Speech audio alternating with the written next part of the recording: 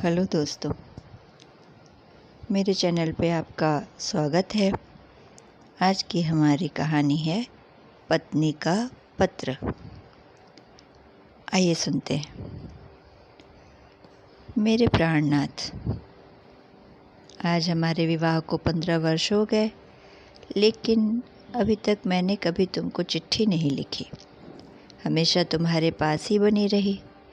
ना जाने कितनी बातें कहती रही, सुनती रही, पर चिट्ठी लिखने लायक दूरी कभी आई नहीं। आज मैं श्री क्षेत्र में तीर्थ करने आई हूँ। तुम अपने ऑफिस के काम में लगे हुए हो। कलकत्ता के साथ तुम्हारा वही संबंध है जो घोंघे के साथ शंख का होता है।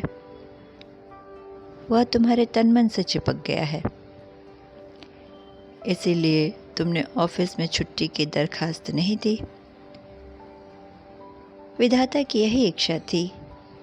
उन्होंने मेरी छुट्टी की दरखास्त मंजूर कर ली। तुम्हारे घर की मछली बहू हूँ, पर आज 15 वर्ष बाद इस समुद्र के किनारे खड़े होकर मैं जान पाई हूँ कि अपने संसार और जगदीश्वर के साथ मेरा एक संबंध और भी है।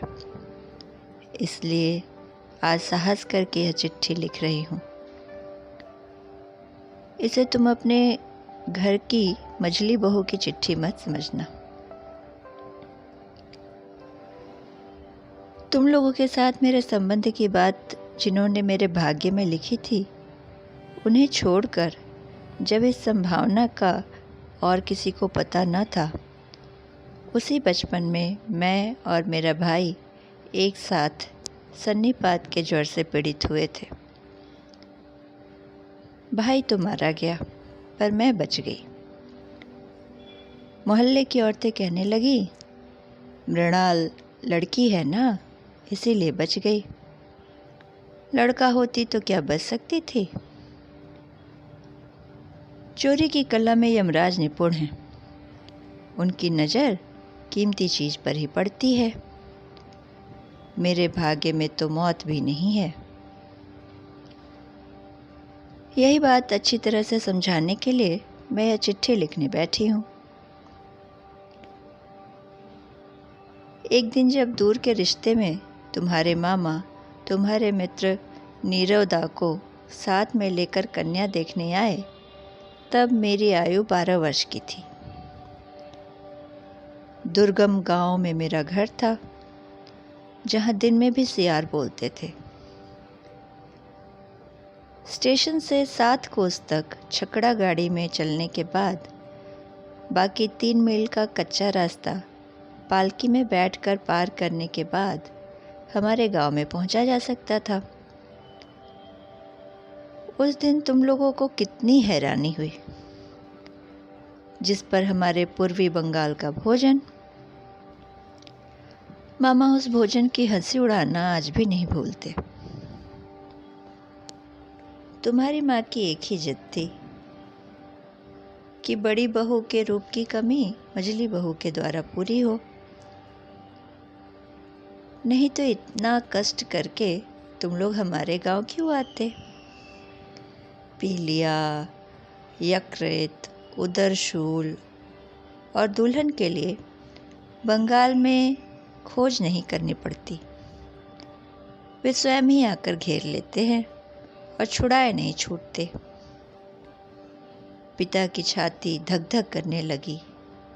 माँ दुर्गा का नाम जपने लगी। शहर के देवता को गांव का पुजारी क्या देकर संतुष्ट करे।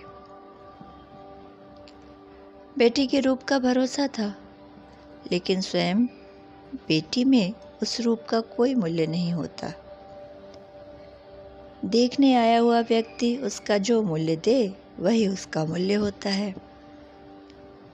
इसीलिए जो 1000 रूप गुण होने पर भी लड़कियों का संकोच कभी भी किसी भी तरह दूर नहीं होता।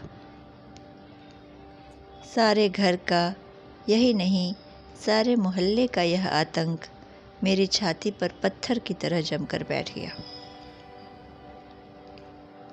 आकाश का सारा उजाला और संसार की समस्त शक्ति उस दिन मानो इस 12 वर्षीय ग्रामीण लड़की को 2 परीक्षकों की 2 जोड़ी आंखों के सामने कसकर पकड़ रखने के लिए चपरासीगिरी कर रही थी। मुझे कहीं छिपने की जगह नहीं मिली। अपने करुण स्वर में संपूर्ण आकाश को कपाती हुई शहनाई बज उठी। मैं तुम लोगों के यहाँ आ पहुँची। मेरे सारे दुर्गुणों का ब्यौरेवार हिसाब लगाकर गृहिणियों को यह स्वीकार करना पड़ा कि सब कुछ होते हुए भी मैं सुंदर जरूर हूँ। यह बात सुनते ही मेरी जेठानी का चेहरा भारी हो गया। लेकिन सोचती हूँ, मुझे रूप की ज़रूरत ही क्या थी। रूप नामक वस्तु को अगर किसी त्रिपुंडी पंडित ने गंगा मिट्टी से गढ़ा हो तो उसका आदर हो, लेकिन उसे तो भगवान ने केवल अपने आनंद से निर्मित किया है। इसलिए तुम्हारे धर्म के संसार में उसका कोई मूल्य नहीं है। मैं सुंदर हूँ, इस बात को भूलने में तुम्हें ज़्यादा दिन नहीं लगे। लेकिन मुझ में बुद्धि भी है, यह बात तुम लोगों को कदम कदम पर याद करनी पड़ी। मेरी यह बुद्धि इतनी प्राकृतिक है कि तुम लोगों की घर गृहस्थी में इतना समय काट देने पर भी वह आज भी टिकी हुई है। मेरी इस बुद्धि से मेरी माँ बड़ी चिंतित रहती थी। नारी के लिए तो यह एक बला ही है। बाधाओं को मानकर चलना जिसका काम है, वह यदि बुद्धि को मानकर चलना चाहे तो ठोकर खा खा कर उसका सिर फूटेगा ही। लेकिन तुम ही बताओ, मैं क्या करूं? तुम लोगों के घर की बहू को जितनी बुद्धि की ज़रूरत है, विधाता ने लापरवाही में मुझे उससे बहुत ज़्यादा बुद्धि दे डाली है। अब मैं उसे लौटाऊं भी तो किसको? तुम लोग मुझे पुरखिन कहकर दिन रात गाली देते रहे। अक्षम्य को कड़ी बात कह देने से ही सांत्वना मिल जाती है, इसलिए मैंने उसको क्षमा कर दिया। मेरी एक बात तुम्हारी घर गृहस्थी से बाहर थी, जिसे तुम में से कोई नहीं जानता। मैं तुम सबसे छिपकर कविता लिखा करती थी, और भले ही कूड़ा करकट क्यों ना हो, उस पर तुम्हारे अंतःपुर की दीवार नहीं उठ सकी। वहीं मुझे मृत्यु मिलती थी, वहीं पर मैं रो पाती थी। मेरे भीतर तुम लोगों की मझली बहू के अतिरिक्त जो कुछ था, उसे तुम लोगों ने कभी पसंद नहीं किया, क्योंकि उसे तुम लोग पहचान ही नहीं पाए। मैं कवि हूँ, यह बात 15 वर्ष में भी तुम लोगों ने पकड़ नहीं पाई। तुम लोगों के घर की प्रथम स्मृतियों में मेरे मन में जो सबसे ज़्यादा जगती रहती है, वह है तुम लोगों की गौशाला। अंतःपुर को जाने वाले सीढ़ियों के बगल के कोठे में तुम लोगों की गायें रहती थीं। सामने के आंगन को छोड़कर उनके हिलने डुलने के लिए कोई और जगह नहीं थी। आंगन के कोने में गायों को भूसा देने के लिए काठ की नाद थी। सवेरे नौकर तरह तरह के काम करते रहते, इसलिए भूखी गाय नाद के किनारों को चाट चाट कर चबा चबा कर खुरच देती। मेरा मन रोने लगता। मैं गंवई गांव की बेटी जिस दिन पहली बार तुम्हारे घर में आई, उस दिन उस बड़े शहर के बीच मुझे वे 2 गायें और उनके 3 बछड़े चिर परिचित आत्मीय जैसे जान पड़े। जितने दिन मैं रही, बहू रही, खुद न खाकर छिपा छिपा कर मैं उन्हें खिलाती रही। जब मैं बड़ी हुई, तब गायों के प्रति मेरी प्रत्यक्ष ममता को देखकर मेरे साथ हंसी मजाक का संबंध रखने वाले लोग मेरे गोत्र के बारे में संदेह प्रकट करते रहे। मेरी बेटी जन्मते ही मर गई। जाते समय उसने साथ चलने के लिए मुझे भी पुकारा था। अगर वह बची रहती तो मेरे जीवन में जो कुछ महान है, जो कुछ सत्य है, वह सब मुझे ला देती। तब मैं मझली बहू से एकदम माँ बन जाती। गृहस्थी में बंधी रहने पर भी माँ विश्व भर की माँ होती है। पर मुझे माँ होने की वेदना ही मिली, मातृत्व की मुक्ति नहीं प्राप्त हुई। मुझे याद है, अंग्रेज डॉक्टर को हमारे घर का भीतरी भाग देखकर बड़ा आश्चर्य हुआ था और जच्चा घर देखकर नाराज होकर उसने डांट फटकार भी लगाई थी।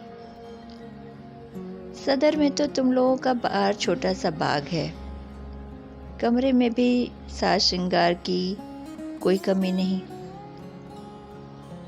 पर भीतर का भाग मानो पश्मीने के काम की उल्टी परत हो। वहां न कोई लज्जा है, न सौंदर्य है, न श्रृंगार है। उजाला वहां टिमटिमाता रहता है और हवा चोर की भांति प्रवेश करती है। आंगन का कूड़ा करकट हटने का नाम नहीं लेता। फर्श और दीवार पर कालीमा अक्षय बनकर विराजती है। लेकिन डॉक्टर ने एक भूल की थी। उसने सोचा था कि शायद इससे हमको रात दिन दुख होता होगा। बात बिल्कुल उल्टी है। अनादर नाम की चीज राख की तरह होती है। वह शायद भीतर ही भीतर आग को बनाए रखती है, लेकिन ऊपर से उसके ताप को प्रकट होने नहीं देती। इसलिए उसकी पीड़ा नहीं होती। यही कारण है कि नारी दुख का अनुभव करने में ही लज्जा पाती है। इसीलिए मैं कहती हूँ, अगर तुम लोगों की व्यवस्था यही है कि नारी को दुख पाना ही होगा, तो फिर जहाँ तक संभव है उसे अनादर में रखना ही ठीक है। आदर से दुख की व्यथा और बढ़ जाती है। तुम चाहे जैसे मुझे रखते रहे, मुझे दुख है, यह बात कभी मेरे ख्याल में भी नहीं आई। जच्चा घर में जब सिर पर मौत मंडराने लगी थी, तब भी मुझे कोई डर नहीं लगा। हमारा जीवन ही क्या है कि मौत से डरना पड़े। जिनके प्राणों को आदर और यत्न से कस कर बांध लिया गया हो, मरने में उन्हीं को कष्ट होता है। उस दिन अगर यमराज मुझे घसीटने लगते तो मैं उसी तरह उखड़ जाती जैसे पोली जमीन से घास बड़ी आसानी से जड़ समेत खींच ली जाती है। बंगला की बेटी तो बात बात में मरना चाहती है। मेरी बेटी संध्या तारा की तरह क्षणभर के लिए उदित होकर अस्त हो गई। मैं फिर से अपने रोज के कामों में और गाय बछड़ों में लग गई। इसी तरह मेरा जीवन आखिर तक जैसे तैसे कट जाता। आज तुम्हें यह चिट्ठी लिखने की जरूरत नहीं पड़ती, लेकिन कभी कभी हवा एक मामूली सा बीज उड़ाकर ले जाती है और पक्के दालान में पीपल का अंकुर फूट पड़ता है। मेरे गृहस्थी की पक्की व्यवस्था भी जीवन का एक छोटा सा कण न जाने कहां से उड़कर आ पड़ा, तभी से दरार शुरू हो गई।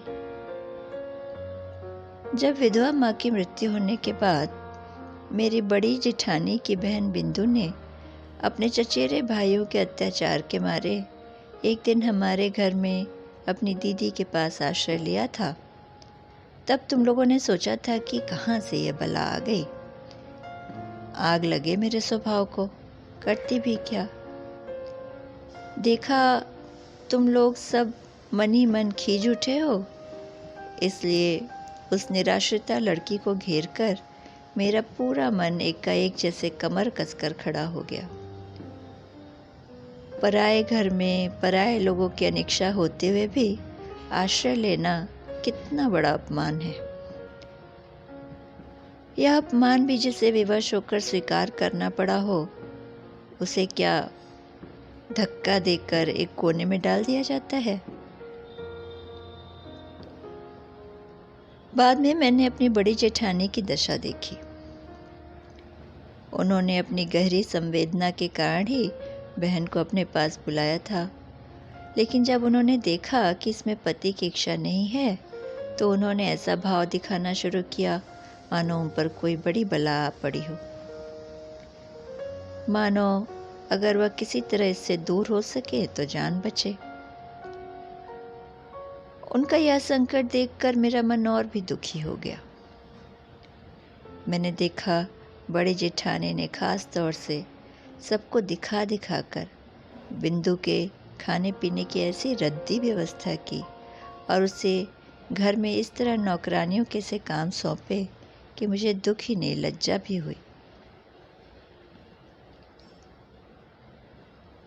मेरी बड़ी जेठानी के पितृवंश में कुल के अलावा और कोई बड़ी चीज़ न थी, न रूप था न धन। किस तरह मेरे ससुर के पैरों पर पड़ने पर तुम लोगों के घर में उनका ब्याह हुआ था, यह तो तुम अच्छे से जानते हो। वे यही सदा सोचती रहीं कि उनका विवाह तुम्हारे वंश के प्रति बड़ा भारी अपराध था,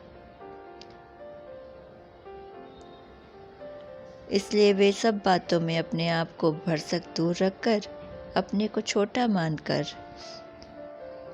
तुम्हारे घर में थोड़ी सी जगह में सिमट कर रहती थीं। लेकिन उनके इस प्रशंसनीय उदाहरण से हम लोगों को बड़ी कठिनाई होती रही। मैं अपने आप को हर तरफ से बेहद छोटा नहीं बना पाती।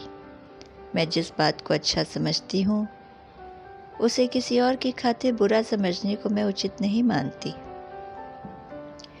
बिंदु को मैं अपने कमरे में ले आई। जीजी कहने लगी, मजली गरीब घर की बेटी का दिमाग खराब कर डालेगी। वे सबसे मेरी इस ढंग से शिकायत करती फिरती थीं, मानो मैंने कोई भारी आफत कर दी हो। अब अपराध का बोझ मेरे सिर पर पड़ने लगा। वे अपनी बहन के प्रति खुद का जो स्नेह नहीं दिखा पाती, वही मेरे द्वारा प्रकट करके उनका मन हल्का हो जाता। मेरी बड़ी जेठानी बिंदु की उम्र में से 1-2 अंक कम कर देने की चेष्टा करती थी, लेकिन अगर अकेले में उनसे यह कहा जाता कि उसकी अवस्था 14 से कम नहीं है तो ज्यादती न होती। तुम्हें मालूम तो है वह कितनी कुरूप थी। बिंदु बहुत डरती डरती मेरे पास आई, मानो मेरी देह उससे छू जाएगी तो मैं सह नहीं पाऊंगी, मानो संसार में उसको जन्म लेने का कोई अधिकार ही न था। इसलिए वह हमेशा अलग हटकर आंख बचाकर चलती थी। उसके पिता यहाँ तक कि उसके चचेरे भाई उसके लिए ऐसा एक भी कोना नहीं छोड़ना चाहते जिसमें फालतू चीज की तरह पड़ी रह सके। लेकिन मेरा कमरा एक कमरा ही तो था नहीं, इसलिए मेरा काम आसान नहीं हुआ। मेरे पास 2-4 दिन रहने के बाद ही उसके शरीर में न जाने लाल लाल क्या निकल आया। शायद अमहौरी रही होगी या ऐसा ही कुछ। तुमने कहा कि शीतला है, क्यों न हो, वह बिंदु थी ना। तुम्हारे मोहल्ले के एक अनाड़ी डॉक्टर ने आकर बताया 1-2 दिन और देखे बिना ठीक से कुछ कह नहीं सकते। लेकिन 1-2 दिन का धीरज किसको होता। बिंदु तो अपनी बीमारी की लज्जा से ही मरी जाती थी। मैंने कहा, शीतला है तो मैं उसे अपने जच्चा घर में लिवा ले जाऊंगी और किसी को कुछ करने की जरूरत नहीं। इस पर तुम सब लोग मेरे ऊपर भड़क कर क्रोध की मूर्ति बन गए। तभी उसके शरीर से वे लाल लाल दाग एकदम से गायब हो गए। मैंने देखा इस बात से तुम लोग और भी बेचैन हो गए। कहने लगे, अब तो वाकई शीतला बैठ गई हैं। क्यों न हो, वह बिंदु थी ना। अनादर के पालन पोषण में एक बड़ा गुण है, शरीर को वह एकदम से अमर अजर कर देता है। बीमारी आने का नाम ही नहीं लेती। आश्रय की आवश्यकता उसको भी अधिक होती है, आश्रय की बाधाएं भी उसके लिए उतनी ही विषम होती हैं। बिंदु के मन से जब मेरा डर जाता रहा, तब उसको एक और कुराग्रह ने पकड़ लिया। वह मुझे इतना प्यार करने लगी कि मुझे डर होने लगा। किताबों में पढ़ा जरूर था, पर वह भी स्त्री पुरुष के बीच में। बहुत दिनों से ऐसी कोई घटना नहीं हुई थी कि मुझे अपने रूप की बात याद आती। अब इतने दिनों से यह कुरूप लड़की मेरे उस रूप के पीछे पड़ गई। दिन रात मेरा मुंह देखने पर भी उसकी प्यास नहीं बुझती। कहती, जीजी तुम्हारा यह मुंह मेरे अलावा और कोई देख ही नहीं पाता। जिस दिन मैं अपने बाल अपने आप बांध लेती, वह बहुत नाराज हो जाती। अपने हाथों से मेरे बालों के भार को हिलाने डुलाने में उसे बड़ा आनंद आता। कभी कहीं दावत में जाने के अतिरिक्त और कभी मुझे साज श्रृंगार की आवश्यकता पड़ती न थी, लेकिन बिंदु मुझे तंग कर करके थोड़ा बहुत सजाती रहती। तुम्हारे घर के भीतरी हिस्से में कहीं रत्ती भर भी मिट्टी न थी। उत्तर की ओर एक दीवार में नाली के किनारे न जाने कैसे एक पौधा निकला और इस पौधे की नई नई लाल लाल कोपलें निकल आई। उसी दिन जान पड़ता है कि धरती पर बसंत आ गया है। जिस दिन मेरी घर गृहस्थी में जुटी हुई इस अनादृत लड़की के मन का एक छोर किसी तरह रंग उठा, उस दिन मैंने जाना कि हृदय के जगत में भी बसंत की हवा बहती है। बिंदु के स्नेह के दुस्सह वेग ने मुझे अधीर कर डाला था। मैं मानती हूँ कि कभी कभी मुझे उस पर गुस्सा भी आ जाता था, लेकिन उस स्नेह में मैंने अपना एक ऐसा रूप देखा जो जीवन में कभी नहीं देख पाई थी। इधर बिंदु को मैं इतना लाड़ प्यार करती थी, यह बात तुम लोगों को परेशान करने लगी। इसे लेकर बराबर खटपट होती रहती। जिस दिन मेरे कमरे से बाजूबंद चोरी हुई, उस दिन इस बात का आभास देते हुए तुम लोग को तनिक भी लज्जा न आई कि इस चोरी में कैसे भी हो बिंदु का ही हाथ है। तुम लोग अनायास से बिंदु पर संदेह करने लगे। इसका कोई प्रमाण तो था ना। प्रमाण बस इतना ही था कि वह बिंदु थी। तुम लोगों के घर की दासियां उसका कोई भी काम करने से इनकार कर देती। उनमें से किसी से अपने काम के लिए कहने में वह लड़की भी संकोच करती। इसी सब कारणों से उसके लिए मेरा खर्च बढ़ गया। मैंने खास तौर से अलग से एक दासी रख ली। यह बात तुम लोगों को अच्छी नहीं लगी। बिंदु को पहनने के लिए जो मैं कपड़े देती, उन्हें देखकर तुम इतने गुस्सा हो जाते कि तुमने मेरे हाथ खर्च के रुपए ही बंद कर दिए। दूसरे ही दिन से मैंने ₹1.25 जोड़े की मोटी कारी धोती भी पहनना शुरू कर दिया। और जब मोती की माँ मेरी थाली उठाने के लिए आई तो मैंने मना कर दिया।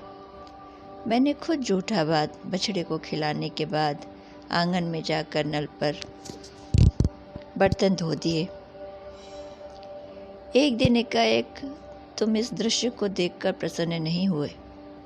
मेरी खुशी के बिना तो काम चल सकता है, पर तुम्हारी खुशी के बिना नहीं चल सकता। यह बात आज तक मेरे नहीं समझ में आई।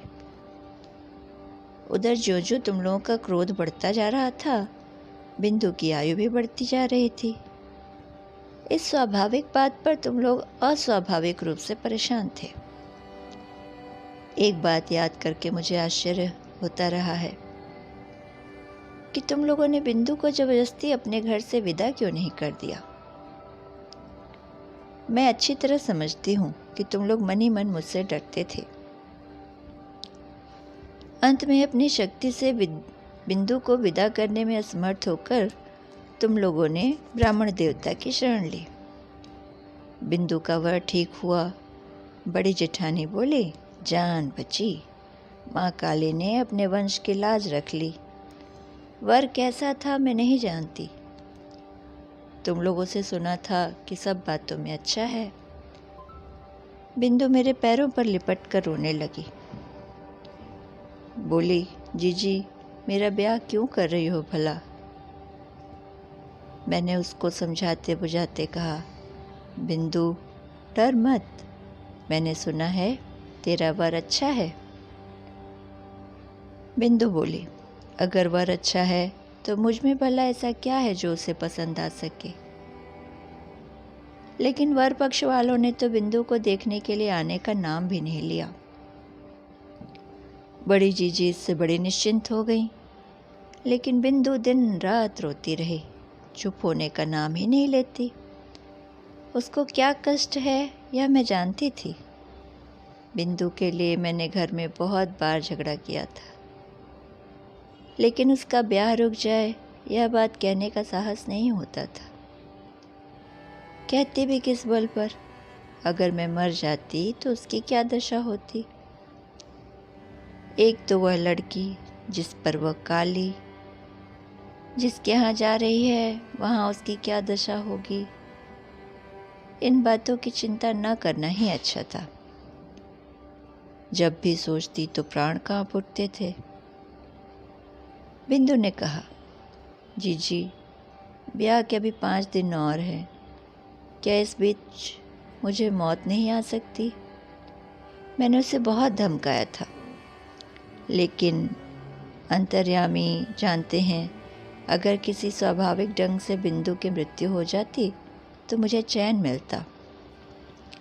ब्याह के 1 दिन पहले बिंदु ने अपनी जीजी के पास जाकर कहा, जीजी मैं तुम लोगों की गौशाला में पड़ी रहूँगी, जो कहोगी वो करूँगी, मैं तुम्हारे पैरों पड़ती हूँ, मुझे इस तरह मत धकेलो। कुछ दिनों से जीजी की आंखों से चोरी चोरी आंसू झड़ रहे थे। उस दिन भी झड़ने लगे, लेकिन सिर्फ हृदय ही तो नहीं होता, शास्त्र भी तो है। उन्होंने कहा, बिंदु जानती नहीं, स्त्री की गति मुक्ति सब कुछ विपत्ति है।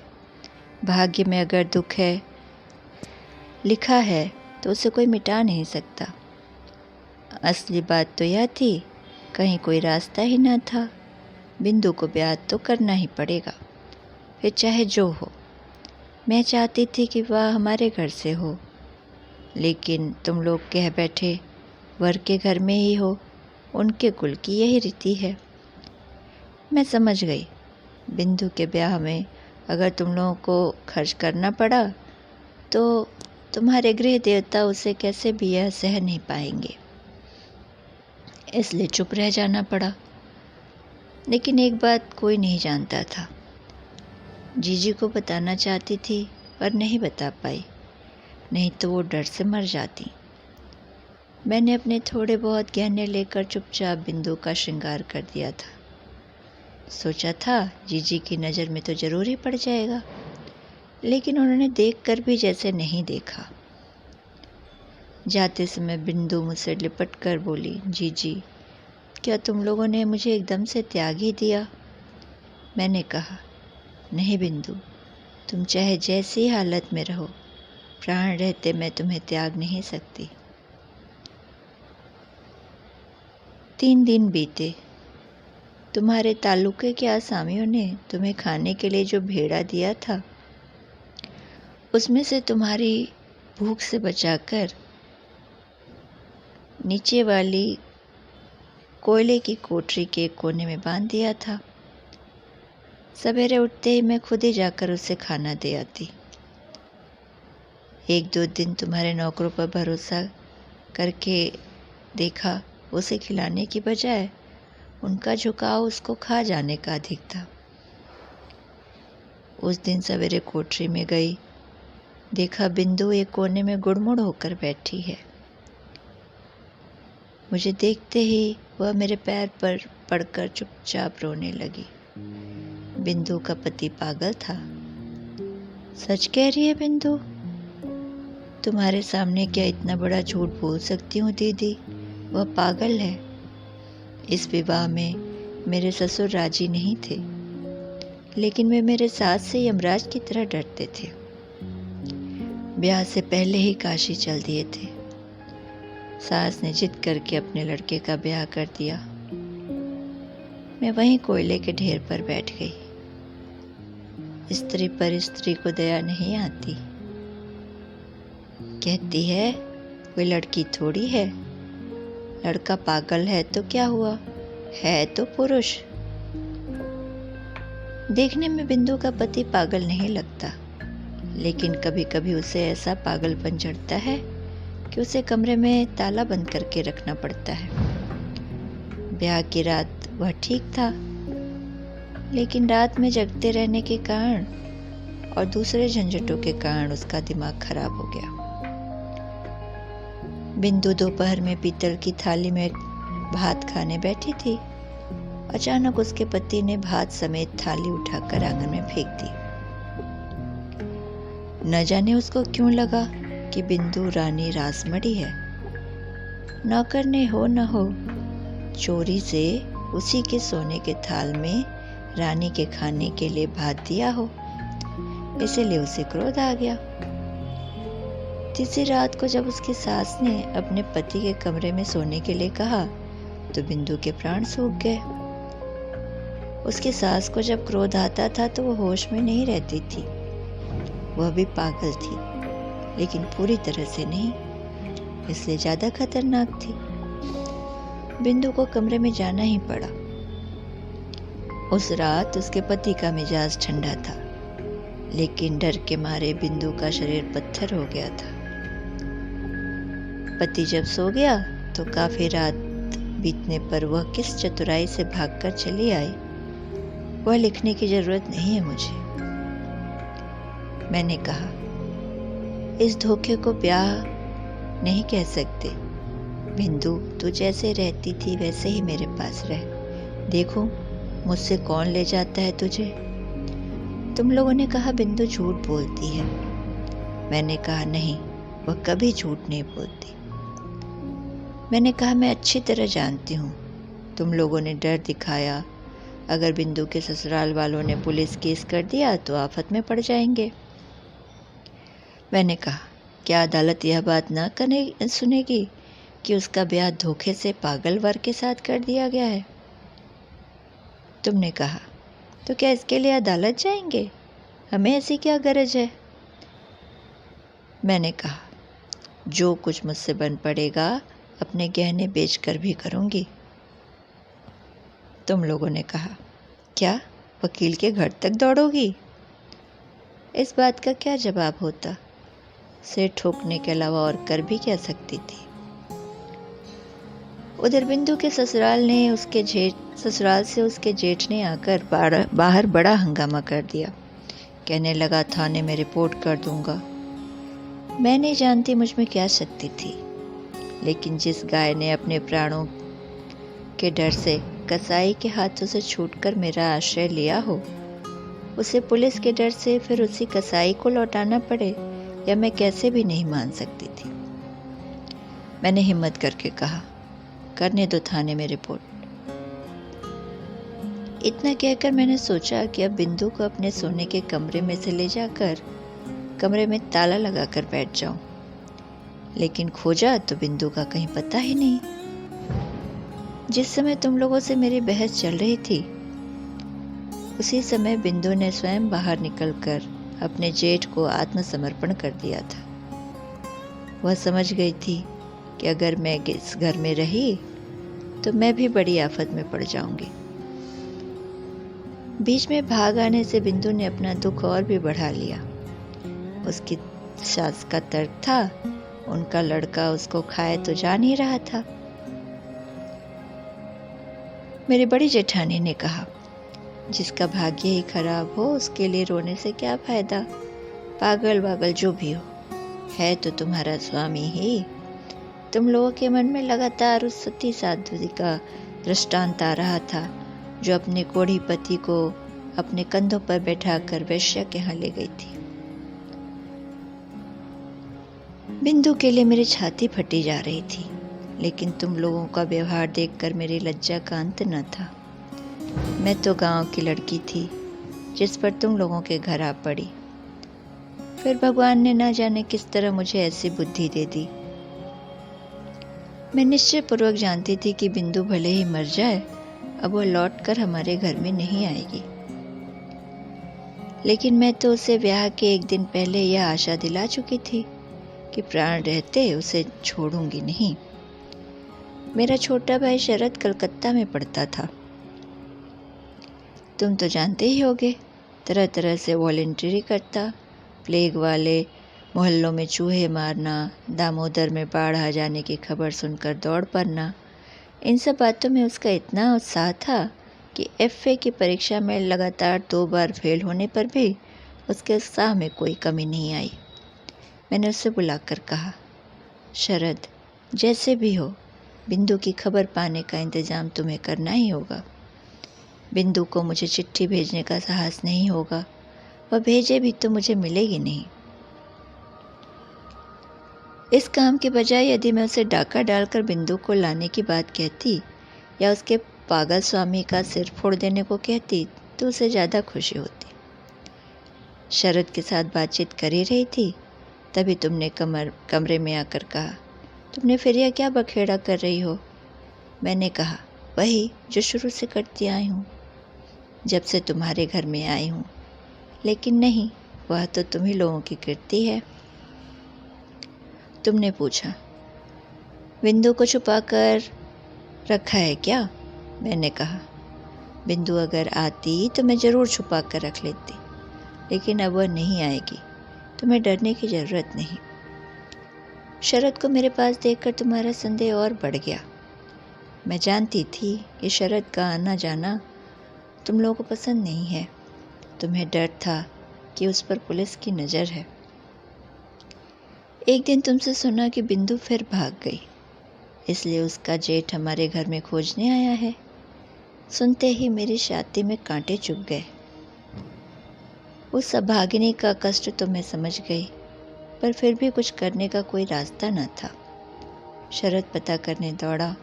शाम को लौटकर मुझसे बोला, बिंदु अपने चचेरे भाइयों के यहाँ गई थी, लेकिन उन्होंने अत्यंत गुस्से में उसी वक्त उसे ससुराल पहुंचा दिया। उसके लिए उन्हें हर जाने का और गाड़ी के किराए का दंड भोगना पड़ा। उसकी खार अब भी उनके मन से नहीं गई है। श्री क्षेत्र की तीर्थ यात्रा करने के लिए तुम लोगों की काकी तुम्हारे यहाँ अचानक ठहरी। मैंने तुमसे कहा मैं भी जाऊंगी। अचानक मेरे मन में धर्म के प्रति यह श्रद्धा देखकर तुम इतने खुश हुए थे कि तुमने तनिक भी आपत्ति नहीं की। तुम्हें इस बात का ध्यान था कि अगर कलकत्ता जा रही हूँ तो फिर किसी न किसी दिन बिंदु को लेकर झगड़ा कर बैठूंगी। मेरे मारे तुम्हें बड़ी परेशानी थी। मुझे बुधवार को चलना था, रविवार को ही सब ठीक हो गया। मैंने शरद को बुलाकर कहा, जैसे भी हो बुधवार को पूरी जाने वाली गाड़ी में तुझे बिंदु को चढ़ा देना होगा। शरद का चेहरा खिल उठा। बोला, डर की कोई बात नहीं जीजी, मैं उसे गाड़ी में बिठाकर पुरी तक चला चलूँगा। इसी बहाने जगन्नाथ जी के दर्शन हो जाएंगे। उसी दिन शाम को शरद आया। उसका मुंह देखते ही मेरा दिल बैठ गया। क्या बात है शरद, कोई रास्ता नहीं निकला? वो बोला, नहीं। मैंने पूछा, क्या उसे राजी नहीं कर पाए? उसने कहा, अब ज़रूरत भी नहीं है। कल रात अपने कपड़ों में आग लगाकर वह आत्महत्या करके मर गई। उस घर के जिस भतीजे से मैंने मेल बढ़ाया था, उसी से खबर मिली। तुम्हारे नाम वह एक चिट्ठी रख गई है, लेकिन वह चिट्ठी उन लोगों ने नष्ट कर दी। चलो छुट्टी हुई। गांव भर के लोग चीख उठे, कहने लगे, लड़कियों का कपड़ों में आग लगाकर मर जाना तो फैशन हो गया है। तुम लोगों ने कहा, अच्छा नाटक है। हुआ करे, लेकिन नाटक का तमाशा सिर्फ बंगाली लड़कियों की साड़ियों पर ही क्यों होता है? बंगाली वीर पुरुषों की धोती की चुन्नटों पर क्यों नहीं होता? यह भी तो सोचना चाहिए। ऐसा ही था बिंदु का दुर्भाग्य। जितने दिन जीवित रही, यश नहीं मिल सका, न रूप का न गुण का। मरते वक्त भी यह न हुआ कि सोच समझकर कुछ नए ढंग से करती, कि दुनिया के लोग खुशी होकर ताली बजाते। मरकर भी उसने लोगों को नाराज ही किया। मैं तीर्थ में आ पहुंची हूँ। बिंदु के आने की तो ज़रूरत ही नहीं, लेकिन मुझे ज़रूरत थी। लोग जिसे दुख मानते हैं वह तुम्हारी गृहस्थी में मुझे कभी नहीं मिला। तुम्हारे यहाँ खाने पहनने की कोई कमी नहीं। तुम्हारे बड़े भाई का चरित्र चाहे जैसा हो, तुम्हारे चरित्र में ऐसा कोई दोष नहीं जिसके लिए विधाता को बुरा कहूँ। वैसे अगर तुम्हारा स्वभाव तुम्हारे बड़े भाई की तरह होता तो शायद मेरे दिन करीब करीब ऐसे ही कट जाते। अतः मैं कोई शिकायत नहीं करना चाहती। मेरी चिट्ठी का कारण यह नहीं। लेकिन अब मैं माखन बडाल की गली के तुम्हारे उस 27 नंबर वाले घर में लौटकर नहीं आऊँगी। बिंदु को मैं देख चुकी हूँ। इस संसार में नारी का सच्चा परिचय क्या है यह मैं पा चुकी हूँ। अब तुम्हारी कोई ज़रूरत नहीं। और फिर मैंने यह भी देखा है, वह लड़की ही क्यों न हो, भगवान ने उसका त्याग नहीं किया। तुम लोगों के पैर इतने लंबे नहीं थे कि तुम मनमाने ढंग से अपने हिसाब से उसके जीवन को सदा के लिए दबा कर रख सकते। अपनी मृत्यु में वह महान है।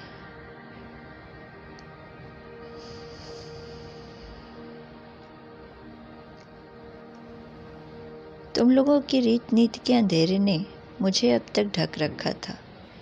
बिंदु ने आकर क्षण भर के लिए उस आवरण के छेद से मुझे देख लिया। वही लड़की अपनी मृत्यु के द्वारा सिर से पैर तक मेरा वह आवरण उघाड़ गई है। आज बाहर आकर देखती हूँ, अपना गौरव रखने के लिए कहीं जगह ही नहीं।